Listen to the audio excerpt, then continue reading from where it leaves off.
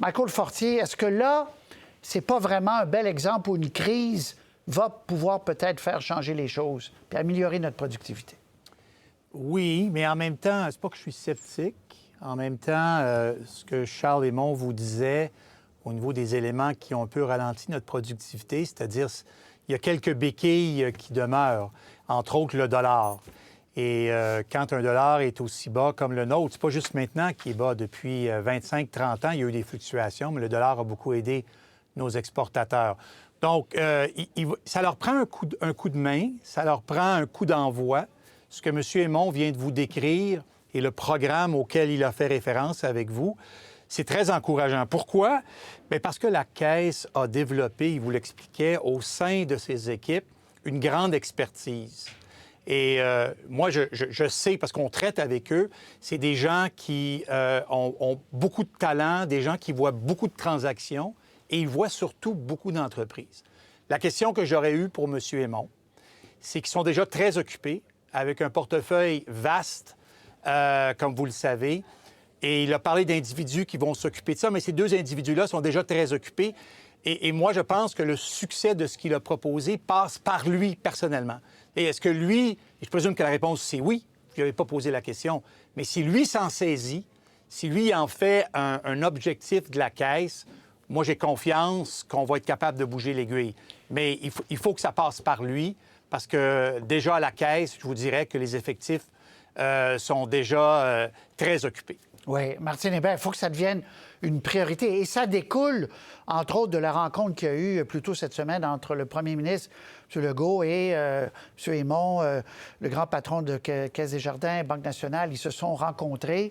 Ils n'ont pas encore rencontré les syndicats. Caroline, ça va être ma prochaine question à vous. Mais Martine Hébert, démystifiez-moi tout ça. Est-ce qu'on peut améliorer une fois pour toutes la productivité au Québec, même si, comme Michael le rappelait, le dollar est faible, on vend plus facilement, là. On vendait plus facilement. Tout à fait. Bien, écoutez, je pense que M. Fortier avait tout à fait raison, là, tantôt. Puis ça fait des années et des années qu'on parle qu'il faut améliorer notre productivité. Est-ce que cette fois-ci, ce sera la bonne parce qu'on est un petit peu comme acculé au pied du mur en ce moment et on n'a pas le choix? Moi, j'aime beaucoup le plan de la Caisse. Et je dois vous dire, Patrice, que pour avoir moi-même, et je ne dévoile pas de secret, là, c'est public, pour avoir moi-même eu l'occasion de travailler quand j'étais à New York avec la Caisse, tu sais, M. Fortier, M. Hémon l'a dit tantôt, ils ont 5000 sociétés dans le monde, ils peuvent ouvrir des marchés, ils peuvent aussi donner des contrats à des entreprises québécoises. On voyait le premier ministre, je vais vous donner un exemple. On voyait le premier ministre chez Beaubois. Hein? Cet après-midi, il est allé visiter l'entreprise Beaubois. Bien, la Caisse a des actifs, a des sociétés à travers le monde qui ont besoin justement d'ameublement, d'architecturaux, d'envergure dans ces édifices-là. Alors, c'est le genre de maillage que j'imagine qu'on peut faire et ça peut effectivement ouvrir des marchés pour nos entreprises. Maintenant, ce qu'il faut faire et le défi que nous avons, c'est de forcer nos entreprises justement à investir dans les technologies, investir dans la recherche et développement et rattraper le retard qu'on a qui ne date pas d'hier. Patrice, là, ça fait plusieurs décennies que malheureusement, les investissements de nos entreprises là, sont de beaucoup inférieurs. Alors, je pense que l'initiative qui a été mise en place, en tout cas, un petit peu comme Michael, j'espère que ça va donner un petit coup de pouce là, pour qu'on puisse rattraper ce retard. Parce que le Québec est pire que le reste du Canada. Oui, oui. Et au Canada, on est 20e sur 21 dans le CDE, comme le rappelait Charles Hémon. Caroline Senneville, je faisais une blague, mais c'est pas une blague, en fait. Vous n'étiez pas, vous, autour de cette grande table-là.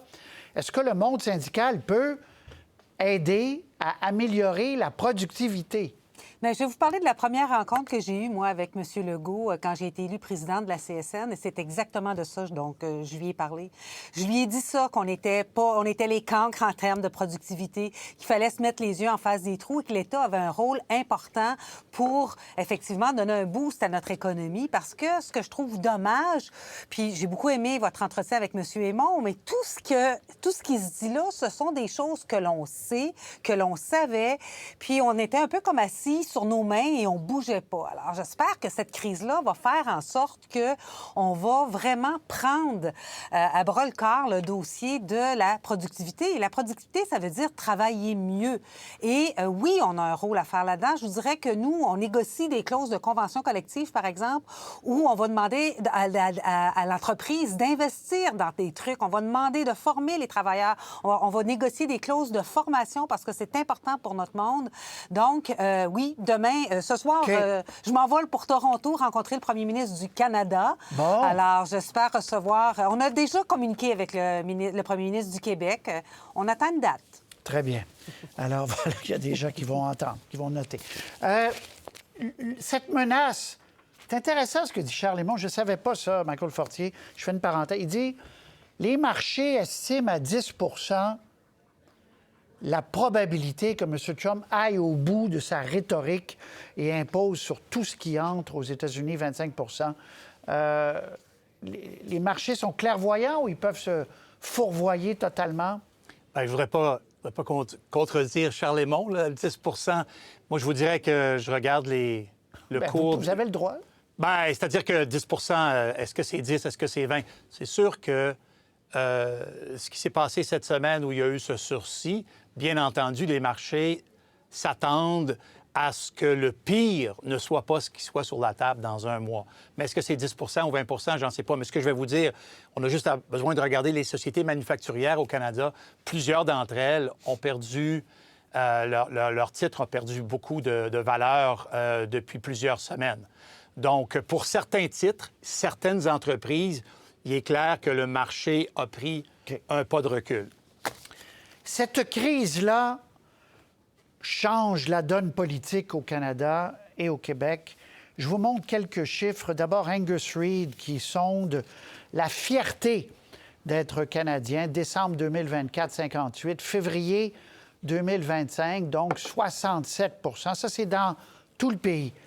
Si on isole le Québec, c'est passé de 45, donc sous la barre du 50, à 58 des Québécois qui se disent fiers ou très fiers d'être Canadiens. Puis si on avait ajouté assez fiers, là, ça montait encore plus haut. Juste là-dessus, tour de table, Martine Hébert, ça change les perceptions. Les gens se serrent les coudes et ça se manifeste dans ce genre de questions-là. Bien, tout à fait. Puis c'est souvent en temps de crise qu'on voit la solidarité se manifester. Puis justement, comme vous le dites, Patrice, là, qu'on se serre les coudes. Donc, pour moi, c'est pas surprenant là, de voir ça. On a juste à voir aussi l'engouement que ça a suscité, là, la question de dire, bien, essayons d'encourager les produits locaux, essayons de faire nos achats locaux. Déjà, beaucoup de gens, en tout cas, je ne sais pas autour de vous, mais autour de moi, beaucoup de gens ont déjà commencé à changer leur comportement. On le voit un peu partout. Donc, je pense qu'on n'a pas à se surprendre de ça.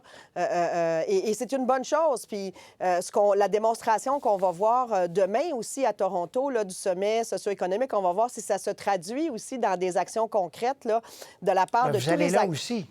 Moi, je n'y serai pas. Ah bon? Mais Caroline va y être et plusieurs groupes là, d'entreprises, regroupements d'entreprises vont être là. Donc, il va y avoir des acteurs de la société civile, il va y avoir des leaders d'affaires, etc. Donc, je pense qu'on va voir demain maintenant si cette solidarité-là va se concrétiser en quelque chose là, lorsque nos leaders sont réunis.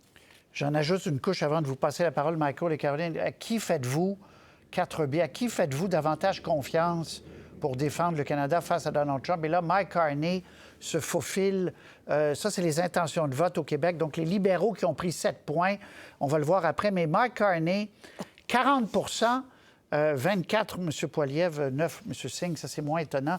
Mais, et donc, conséquence, on venait de le voir avant, les libéraux, d'ailleurs, et les libéraux du Québec et les libéraux fédéraux qui montent, ça c'est au Québec, 7 points. Là, on voit la photo de M. Trudeau, mais sous M. Carney, s'il était chef, c'est encore, l'écart se resserre encore, il est à 38, donc au Québec, 24 les conservateurs. Le bloc, 24 le Bloc et 22 les conservateurs.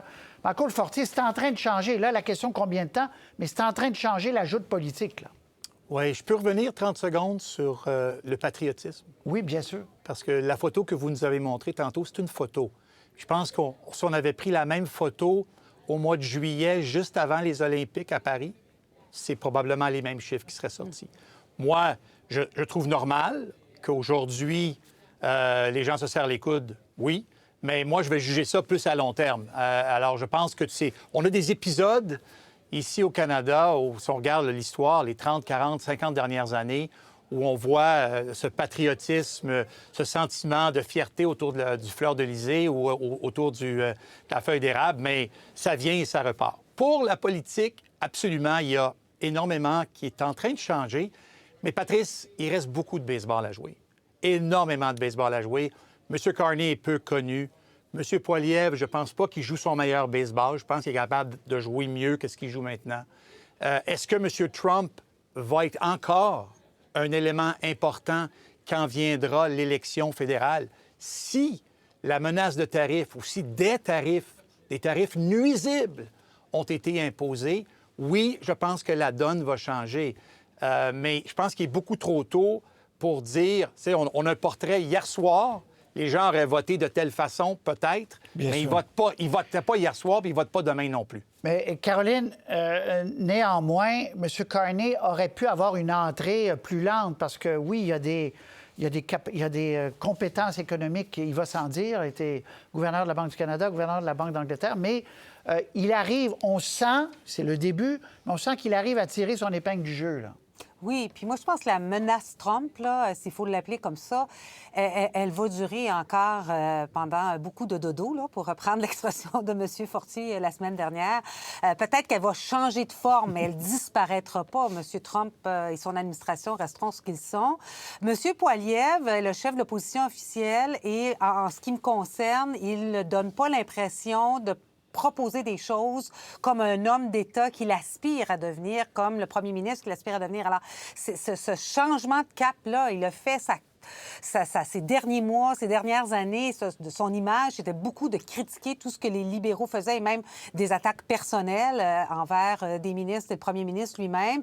Là, oups, ça tourne un peu court et je pense que tout le monde a un peu hâte de dire, oui, mais vous feriez quoi? Vous proposeriez quoi? Oui. Cela dit, pour tous les leaders de l'opposition, c'est ingrat être leader de l'opposition. À plusieurs époques, on l'a vu, des gens qui sont même devenus premier ministre. M. Harper a eu des moments très difficiles dans l'opposition. Vous en souvenez, Michael? Donc, Martine Hébert, ça bouge, l'aiguille bouge, mais soyons prudents, là. Bien, c'est sûr qu'il faut demeurer prudent. Hein? Avant l'élection, on dit toujours qu'en politique, là, 24 heures, c'est une éternité. Puis on l'a vu en fin de semaine avec M. Trump.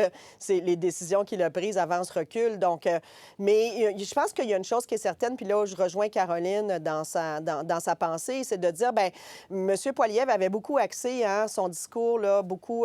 on a vu d'ailleurs son slogan changer là, devant ses lutrins. C'était « Hacks the tax ».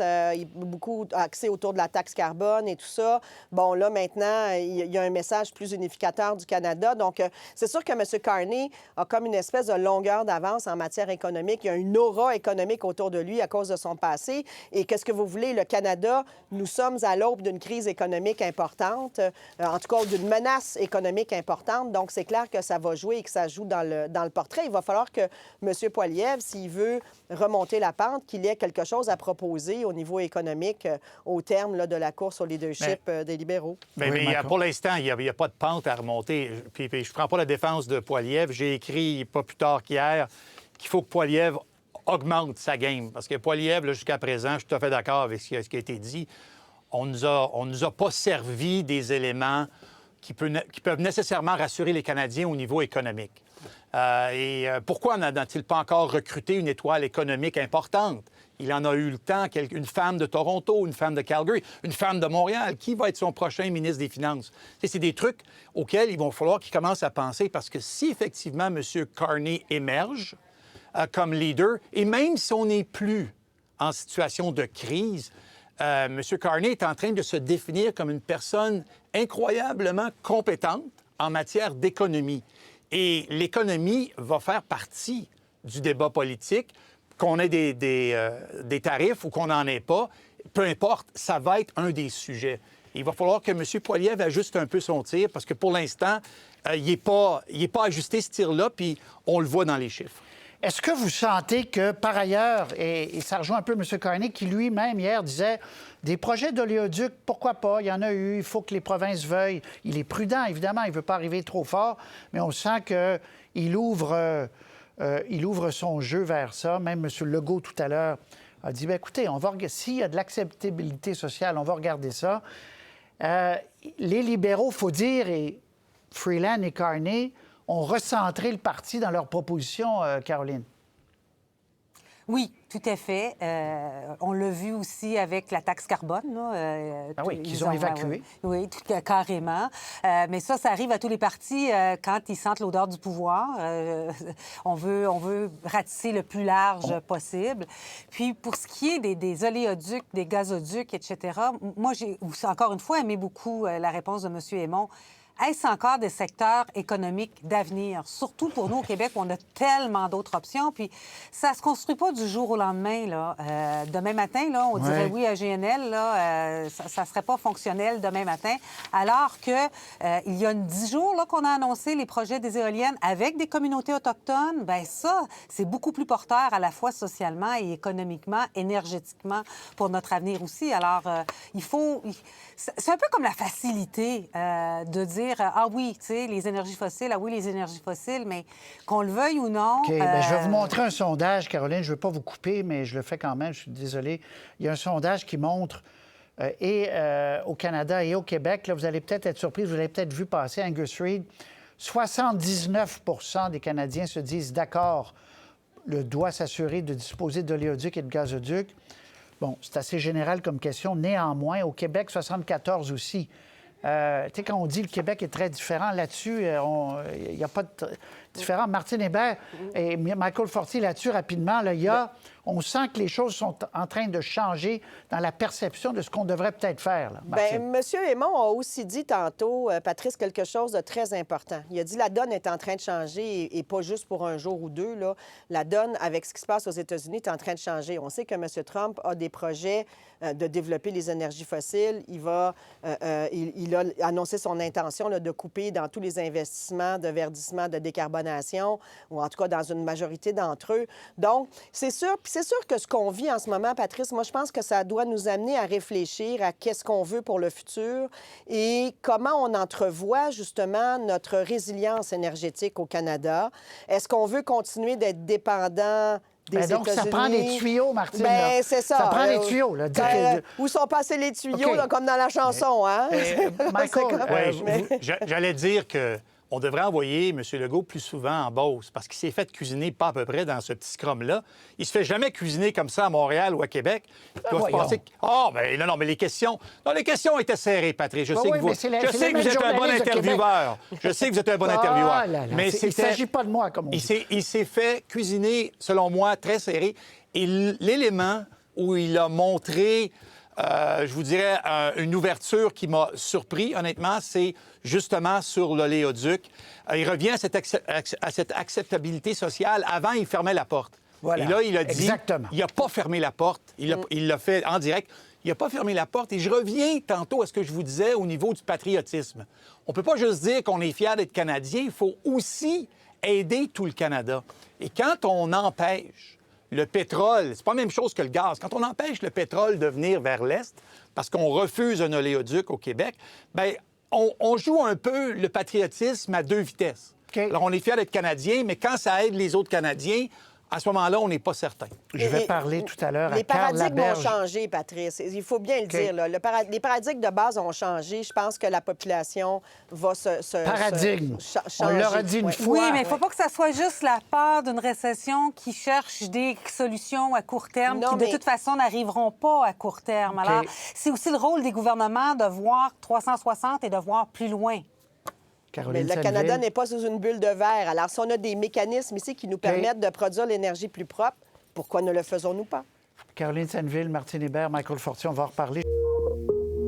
Pour voir nos émissions en entier, rendez-vous sur la chaîne Ici RDI.